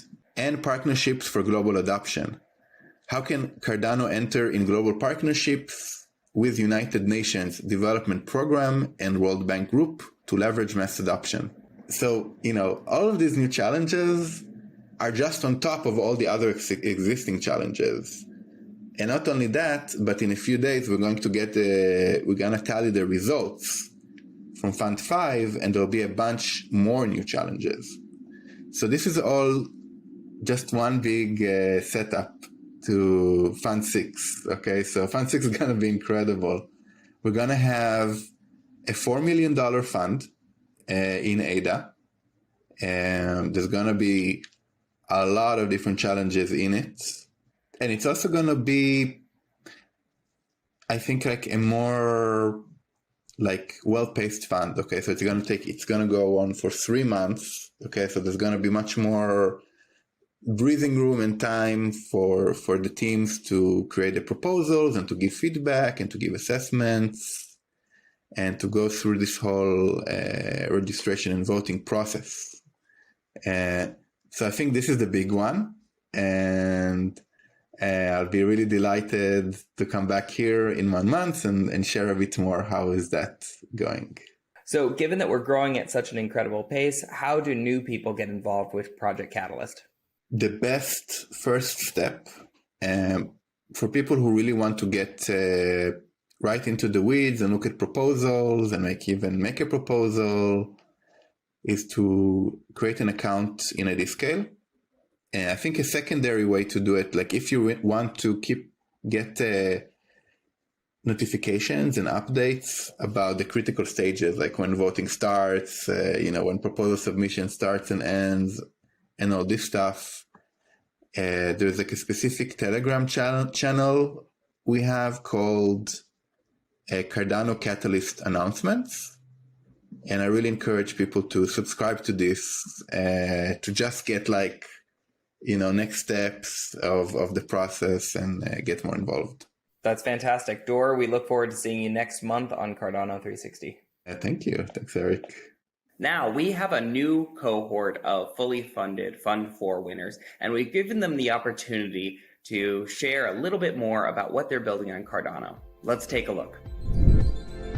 Hey, Cardano. This is Mercy from WADA, and I'm here to tell you about our Fund 4 funded proposal, West Africa Local Community Centers. This particular challenge category was sponsored by the Cardano Foundation and is to help mobilize community to help solve local problems using Cardano. So we are so excited and happy to partner with the Cardano Foundation, and we are very thankful to the community for funding our proposal. Hi, I'm Rich Kopcho with the NFT DAO. Our Fund 4 proposal is on NFT metadata standards. I have with me Phil Schlump, Professor of Practice over at the University of Wyoming. Mutual Knowledge, IO Global, and the University of Wyoming Center for Blockchain Excellence have joined together this month to produce a draft RFC proposal. We're making great progress pulling a team together to work on these NFT standards, and we'd love to thank the Catalyst community for voting for us. Hello, Project Catalyst. This is Cliff Smith, CEO of Proof. First and foremost, on behalf of the team, I would like to thank the Catalyst community for believing in us. With Proof, we will bring media permanence, branding, and verified authenticity to tokenized assets on Cardano. Extending our protocol to the Cardano ecosystem will onboard users with turnkey low-code solutions, creating tangible value for tokenized goods on Cardano that will outlive the companies and individuals that made them. As developers and stakeholders, we are excited to have the privilege of adding Cardano to the list of blockchains supported by the Proof protocol. Once again, thank you for your support, and we are looking forward to working closely with the Catalyst and Cardano communities. My name is Frédéric Samvoura. I am the main proposer for Fund 4 proposal, Cardano adoption in the Democratic Republic of Congo.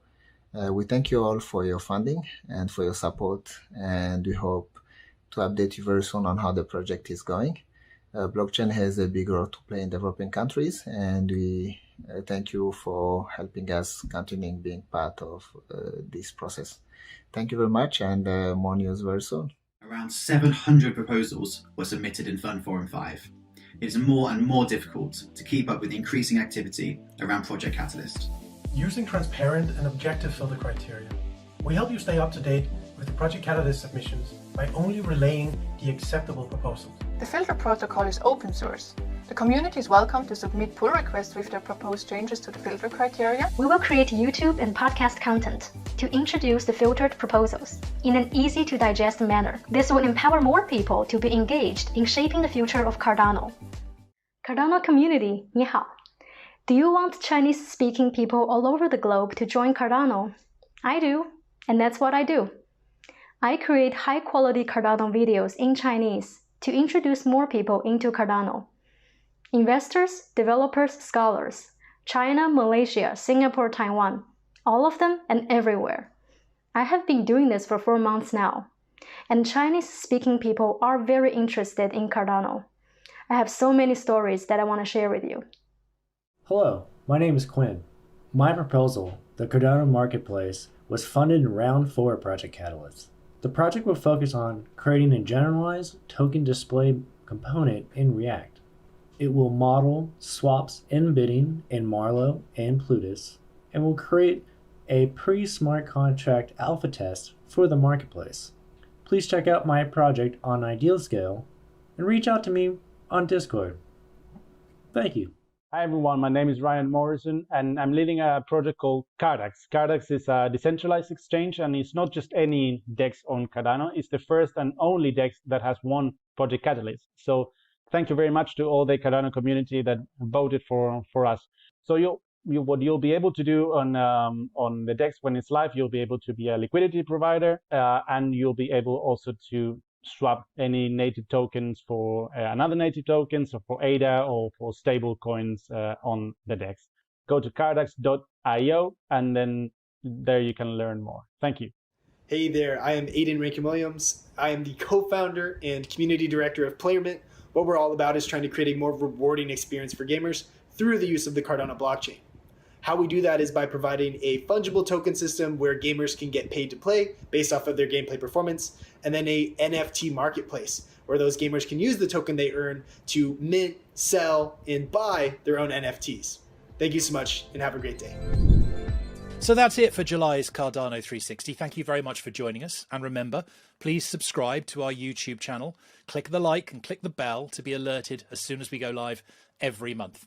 Now, as well as the timestamps below, you'll also find a few curated links, including some of those blog posts and some of those articles from the ecosystem, keeping you up to date on what's going on. Don't forget to head to the summit page, register, and tell us where you'd like to see an event come September time. Until next time, thank you very much. See you again.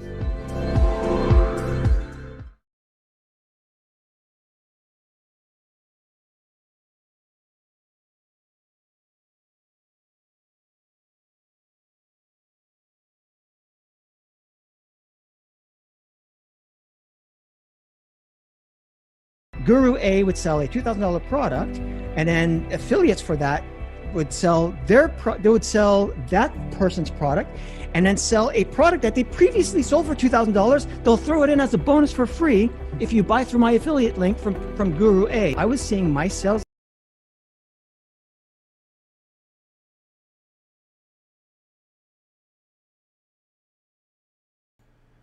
Well, that was the shortest 360 I've ever seen. Let's get a timestamp on that.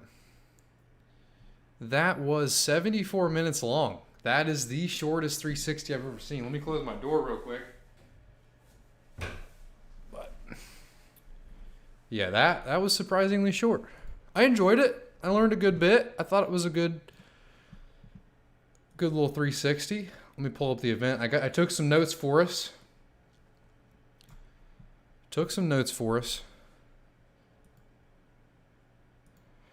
There, you know, Shroom Nikki says, maybe they're saving the extra goodies for next month because of Alonzo. I think so too. We're going to get like a pretty action-packed event here soon. I remember like the events, the releases before Shelly, and they went nuts, you know. I mean, earlier this year, I want to say some of them were like 3 hours long. You know, we're going on 1 hour and 44 minutes right now. I mean, some of these, I have been sitting here for like 4 hours before.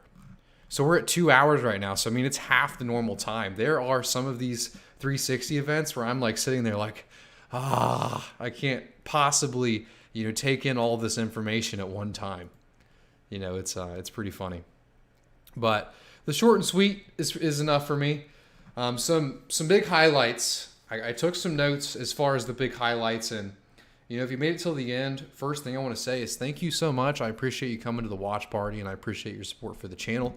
Obviously this is how I make my living, so you showing up and being here and chatting with me, it really does mean the world. But as far as some of the notes that I got, and then I'm also going to be doing the recap tomorrow. So tomorrow I'm going to be uploading a video. I would say probably 12 a.m. It's going to be maybe 1, maybe 2. It's going to be a weekly recap, but obviously a Cardano 360 recap. I like that the view count goes up when I get on here. I like that. I like that, man. It's nice. Thank you, guys. But so some updates. So what do we got? So they mentioned something that is very interesting. The first thing they mentioned was, there's a balance that they're trying to keep with Alonzo White. And the balance is new features that people are asking for, but also the stability of the network. Because as you add new features, there obviously is some things that are going to be unstable. So, I like to hear them talk about that. That's kind of the bottleneck of their operation is the stability of the network. So as they add some of these new, Plutus features, they have to keep the network stable. And you might be asking yourself, what features would they have to add to Plutus? Well, there's really a lot of, features that Plutus is going to have that you and I aren't even thinking of right now. The first one that comes to my mind is the delegation of smart contracts, right? What Bloom is working on, a piece of it requires the delegation of smart contracts. So that's one little feature that I can currently think of. So think about a million other, features that smart contracts have. And then also think about how Cardano is unique and different than most of the other blockchains out there. If you compare it to ETH right now, well, ETH, there is no staking, currently other than ETH 2.0, but at the base layer, there is no staking. So a lot of these new features that are being rolled out to Cardano smart contracts are very unique and they're different. And it's not like anything we've seen before. So they're really having to test out some of these features, especially relative to staking and also governance, right? These governance, because ETH doesn't have governance in it either, right? So these smart contracts have to be designed in a way to allow both staking and both governance, and then everything else that Cardano has to offer. And they have to be designed in a way to where when we add Basho, we add Ouroboros Omega, that they're still secure and they still work.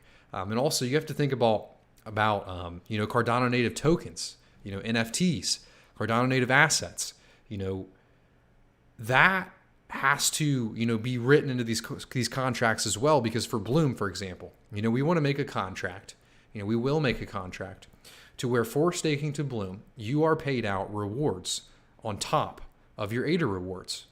And I have to have the ability to do that. And that's the type of features that I'm talking about. So checking for delegation or checking for removal of delegation, just little, roadblocks, or not even roadblocks, but checkpoints, that things have to go through for me to actually have a working smart contract. So they mentioned that. They also said that they're being very conservative to start. One example of that was the Sunday swap video that I made earlier this week that I took down. There's a limit on the size of smart contracts right now at 32 kilobytes. And Sunday swap, them swapping a token was actually 33 kilobytes. So they spun up their own test net to try that out. And I honestly like that. That says something about Sunday swap. The fact that they took Alonzo White, spun up their own network, increased the kilobyte size. To me, that says some good things about Sunday swap. No financial advice, but to hear that they did that shows that they have some technical expertise and they're not all just marketing and talk, so I like that. Now they said they're also bringing exchanges on board to try out some things. I like to hear that because exchanges and wallets, as you know, take forever. I see Eye of the King is here. It's been a while, buddy. How have you been, man? For you guys got to look at Eye of the King's Twitter. Eye of the King is an OG around here. He used to, when Eye of the King and I used to be friends, he used to always come around to my AMAs and my live streams, back in the good old days. So, okay, here's some more too. They also mentioned there are a dozen components for Plutus to work, and they listed some of those off in the recap video. I'm definitely going to be taking a look at those. Thank you so much for the super chat, John Hamilton. I appreciate that, man. You're always so kind. And okay, they brought up the C Fund again, which I haven't heard the C Fund in probably over a year. It's probably been 6 to 8 months since I've heard about the C Fund. And they mentioned they invested in 2 companies, and they kept it very short to not let this guy talk anymore. But they invested in Occam and another one called BlockSwap. I've heard of Occam before. I've had them on the podcast, but I've never heard of BlockSwap. So let's look into BlockSwap. Let's get a podcast with them and see what's going on over there. At least for me, and maybe this is biased, but I've learned that investing in smart people is the best way to make money. Charles is obviously someone who's smart. It's great to invest in him. But the second thing is, they're smart people investing in people they think are smart. So, just following the lineage there, I want to learn more about BlockSwap and Occam because I'm personally a big weenie. So let's see who they're investing in over there. I'd like to check those projects out. For the Cardano Foundation, they talked about their new developer portal, which is pretty sick. So let me pull that up, Cardano.developer. Let me just Google it. That's a nice portal. I talked about it in one of my videos. Big respect to the people that have been spending time on this. I had early access to it, so I did get a look at it, and I didn't even have anything to correct. It's well done. They talk about transaction metadata, native tokens, funding your project, operating a stake pool. I mean, they have a lot. The only thing I could say really is updating some of those video guides, but video guides constantly have to be updated. So no surprise there. Cardano Africa. A lot of it was stuff that we've already heard, but I liked hearing a little bit more about the details, right? About the rollout of, so back then we had an Ethiopia deal, and this was very big for Cardano. It was 5 million users on the Cardano blockchain that were getting, essentially DIDs, decentralized identities, but it was relative to the school. It was relative to education. So college kids, teachers, etc. But they talked more about the rollout of, these DIDs, these decentralized identities. What is it going to look like on a 6-month timeline? What is it going to look like? And they had some pretty ambitious goals, and they also stated that what comes out of this as well, because, this is just the beginning, the decentralized identities, for them. The government's going to have to integrate, services that can interact with these decentralized identities. So they touched on that a little bit, which I got pretty excited about. But I don't know about you guys, but it seemed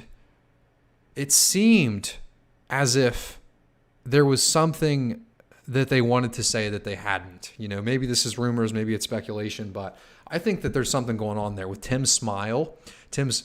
Let me see if I can pull it up. I'll show you guys what I'm talking about. But Tim had a grimace that says that these guys know something about Africa and Cardano that we don't know yet. Maybe it's to do with Ethiopia. Maybe it's to do with Tanzania. But let me pull up this little grimace right here. Hold on, I got it right here. Let me find this. And it's obviously just body language and speculation, but hold on, let's watch Tim right here. Let me pull this up. Okay, now I'll even have it muted. Look at that. So, what do you got for us, John? What do you got? I don't know. That's at least what I derived for it. So maybe the next one. I'm always excited for the new Cardano Africa news. That's for sure. That's for sure. What else do I got in my notes for us today? Developer portal. World Mobile. So the World Mobile team is already on the ground rolling out infrastructure, and they expect to have 100,000 customers at the end of year in Tanzania. Thought that was pretty hype. I'm happy to hear that they're already on the ground, because if you think about it, if you look at a lot of projects in the past and a lot of projects on Cardano right now, it's often a lot of talk. It's a lot of, we're going to do this, or we're going to build this protocol, or we're going to build this thing that's awesome. What do we have that's actually real, that's tangible right now, as far as projects go? I've seen like NFT makers, pretty cool. Most of it's NFT stuff. So CNFT, NFT project, right? We've never seen anything like on the ground, We've never seen any DeFi projects. Well, World Mobile is on the ground, and they expect to have 100,000 customers by the end of the year. That's pretty big. I mean, just as looking at Cardano's user base right now, because each one of these customers, when they interact with the system, I'm making a video on World Mobile, by the way, but there's these devices called air nodes. And when any customer or any user interacts with an air node, they automatically get a decentralized identity on top of the Cardano blockchain.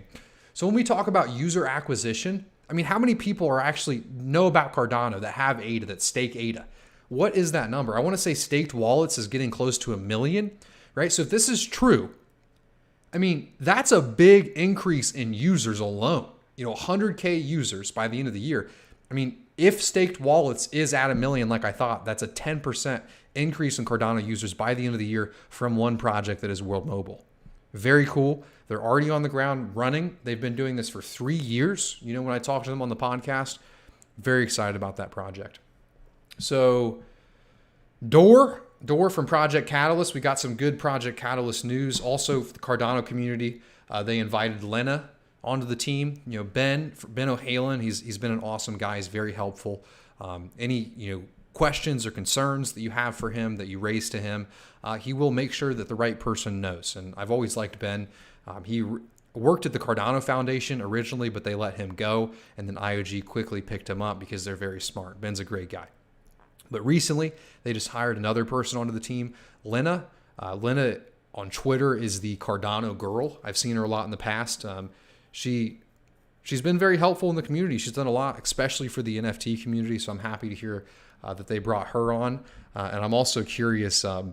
She's definitely, to me, a unique character now, to come from Cardano community member, and then just get hired on by IOG. You definitely have an interesting perspective.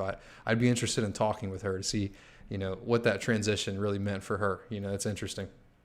Door came on with Project Catalyst. Project Catalyst. So new leadership roles, which I thought I need to dive deeper into this before I give out some more details, but it seems that Project Catalyst would make sense because it seemed like Door was running the show previously, but now there's going to be leaders, that kind of reminds me of the CF board, that are coming from multiple different, parts of the ecosystem. So they mentioned a CF leader for Project Catalyst, an IOG leader for Project Catalyst. I didn't hear Emergo, but probably Emergo, the 3 pillars. They mentioned having somebody from, the builders, essentially, the people that maintain, and they mentioned another role. But I am speaking just off of my knowledge, whereas tomorrow I'll have this formally written out, during the recap. So the leadership roles were very interesting. Also, the 4 million USD value of this fund is pretty crazy. And on top of that, they also, instead of having it be this short and this quick, fund, instead it's drawn out. They said that they're actually going to spend 3 months on this fund. And I'm honestly excited to hear about that because as a content creator, with everything else going on in my life, it's hard for me to pay attention to Project Catalyst, and I really would love to. I want to help Project Catalyst. I want to make videos about it. I want to keep being informed, but man, it just feels like it goes too fast. It just goes too fast for me to keep all the information, and there's too much projects. There has to be a way for me to sort through this and add the value that I would like to relative to Project Catalyst, because when I think about Project Catalyst, I can't really think of a more important thing to add value to in the Cardano ecosystem, right? It's the governance. Door and all of the people that are working their ass off over there are, building the foundations for the future of Cardano governance. I mean, they're probably, besides IOG building the protocol, the most important thing that's going on right now. I mean, just blatantly. So I would like to have, more of an impact on that and like to help out more. And I think the 3-month-long $4 million fund is a good time for me to do that, because then I have longer to actually have these projects on, look into the projects. There's also something very cool that they did where they allowed the projects to come on a live, essentially interview and, display their project, give them the pitch. And then after the pitch, they, had questions from an audience.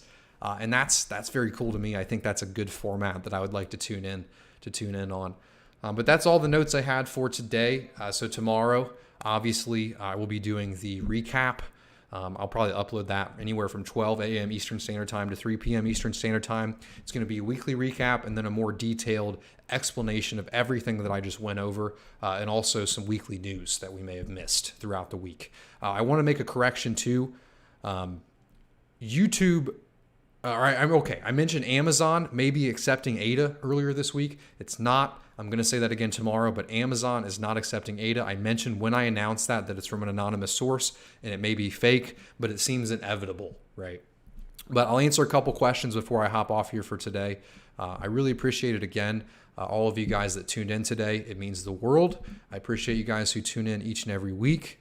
I say it over and over again, man, but sometimes I'll be driving down the road in my car and I'm just like, I think about how grateful I am for all of you, for you guys tuning in and really what you do for me as a person. I mean, you guys really gave me the ability to learn and grow as a person exponentially.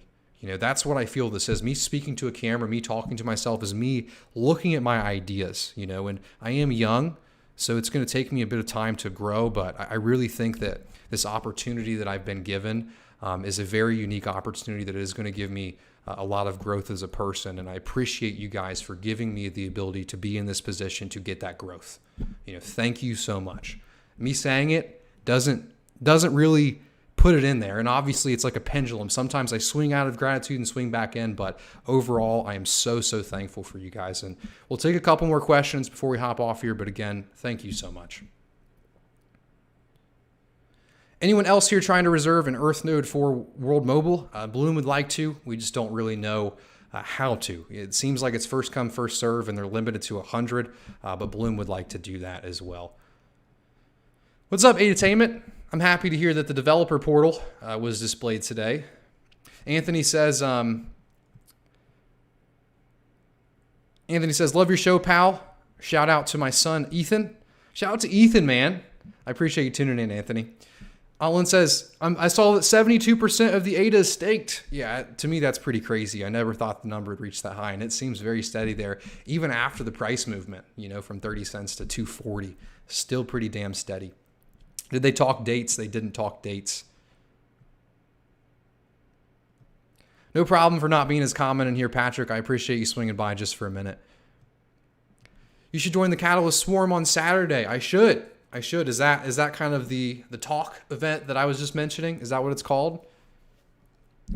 Joanne says, thank you, Pei. It was great to have you back for the 360 watch party. It was a short one, but it was sweet. Thank you for coming back, man. I appreciate it. Greetings, Big Pei.